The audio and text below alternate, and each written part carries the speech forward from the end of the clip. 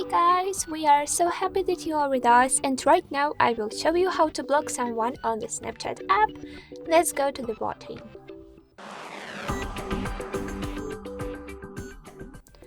So first and foremost, let's open our Snapchat, and when we are on this central main screen, let's swipe it to the right side to get access to the whole list of the person you are subscribed on, and later I will choose one as an example absolutely to block, unfortunately.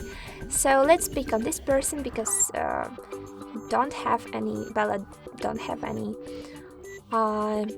profile picture. So let's tap on the manage friendship option. Here it's the first one on the bar.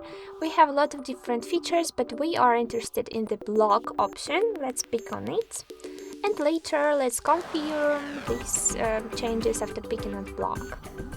And as you can check, this user right now isn't on your followings list, so yeah, this is the best way to block someone. But if you are interested in how to delete someone from this black list, from this blocked list, let's watch our and other videos on the HardReset.Info channel. And thank you for all your likes, for your subscriptions, and good luck. Bye bye.